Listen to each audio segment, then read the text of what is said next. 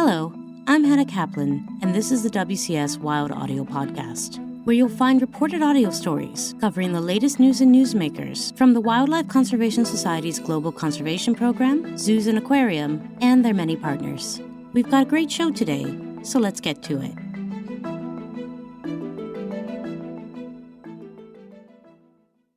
The 16th Conference of the Parties to the Convention on Biological Diversity, or CBD COP16, convenes in Cali, Colombia, beginning on October 21st.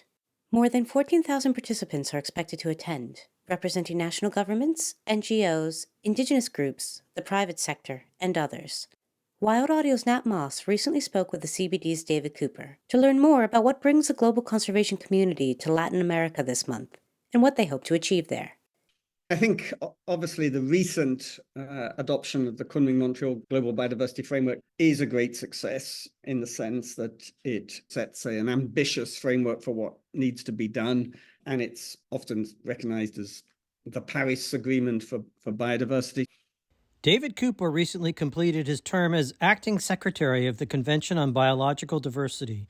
The plan he's describing, the Kunming-Montreal Global Biodiversity Framework, or GBF as it's known, was hashed out and adopted after intense debate 2 years ago at the previous COP in Montreal under the leadership of the meeting's Chinese president, Wang Runchu. What was achieved in Montreal was agreement on a framework of 4 long-term goals for 2050, which can be summarized as to protect and restore nature, to prosper with nature, so to make sure that we maintain nature's contributions to people, to share benefits fairly, and then to invest and collaborate for nature. So the 4 long-term goals for 2050, and then to get there, 23 very specific and ambitious targets designed to bend the curve of biodiversity loss, to halt and reverse the loss of biodiversity by 2030. It's to assess progress on and build upon this Paris Agreement for Biodiversity, as David Cooper puts it, that's at the heart of the coming meeting in the Colombian city of Cali. The plan embodies this whole of government, whole of society approach, and it does seem to be successful so far in that we have more engagement of, for example, of ministries beyond environment ministries, of the business sector, of the finance sector, of course, of Indigenous peoples, youth, women's organizations. So we certainly hope that at COP16 we can demonstrate that momentum towards implementation. A key priority of the GBF can be found in its third target, the protection of 30% of global terrestrial, inland water, and coastal marine areas by the year 2030. Cooper says the focus on the 30% doesn't do justice to the target's larger meaning. Certainly, yes, we want to see the area expanded from the current just short of 17% terrestrially to 30% and also for marine areas. But probably more important than that 30% number are the other elements of this target. They need to be the right areas. They need to be the areas that are the most important for biodiversity or ecosystem services. They need to be effectively managed. And many existing protected areas are not effectively managed and don't have enough resources for them to be effectively managed. And effective management, argues David Cooper, is especially important when considered with the growing crisis of climate change. We're seeing already these major weather events in the Caribbean that's causing destruction. They're getting more frequent and more intense. We see more wildfires, we see more droughts, we see more flooding already. These, of course, are due to climate change, but they're also due to ecosystem degradation and the loss of biodiversity, all of them. If we don't act, we're going to see more misery for people. We're going to see more pressures for migration. We're going to see damage to economies.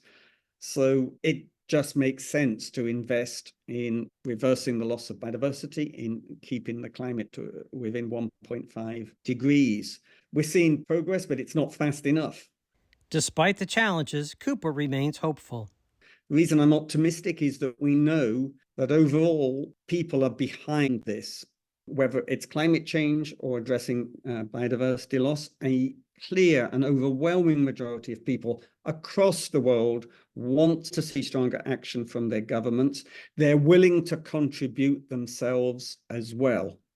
The problem is they don't realize that they are a majority. Leaders need to leverage this unaware majority to embolden people and embolden themselves to take the more transformative actions that are needed. And Colombia, he adds, is a good place to move that process forward. I think we can use the passionate and strong leadership we have from the COP16 presidency in Susana Muhammad, the Minister of the Environment and Sustainable Development of Colombia, but also the Colombian government as a whole, which has, a progressive approach to moving from an extractive fossil fuel-based economy to more nature-based economy. One also that recognizes that we need to engage the plurality of Indigenous peoples, of the Afrodescendiente communities, as well as business and all sectors of civil society. Cooper identifies 4 key outcomes he'd like to see from the upcoming conference. First is that we demonstrate progress, demonstrate that the biodiversity plan, the Kunming-Montreal Global Biodiversity Framework, is alive and well, that it is being implemented, recognizing that it's ambitious, that these are first steps, but it is being implemented, that we have momentum. Secondly, ensure that those that use digital sequence information on genetic resources, such as pharmaceutical companies, such as biotech, will share some of the benefits with the countries and with the communities that maintain biodiversity, the ultimate source of this material. The third indicator of success will be to update the program of work on traditional knowledge, on Indigenous peoples, on the rights of Indigenous peoples, enabling Indigenous peoples and local communities to conserve and sustainably use biodiversity, and to further enhance the way they can participate to protect their rights. And then finally, fourthly, we have to continue the discussions on how to improve the mobilization of financial resources. Ultimately, it's about healing our fractured relationship with the natural world. We need to show more humility to nature, to the planet. We need to make peace with nature. Peace with nature. That's the theme of CBD COP16. We'll have more on that next week when we talk to Wildlife Conservation Society staff, both in and headed to Colombia, to learn what WCS's own goals and priorities will be at the conference in Cali. For WCS Wild Audio, this is Nat Moss. Today's episode was produced and reported by Nat Moss, with help from Hannah Kaplan and Dan Rosen. The WCS Wild Audio podcast is a production of the Wildlife Conservation Society. Please join us next week for a new episode. And don't forget to rate or review the show wherever you get your podcast.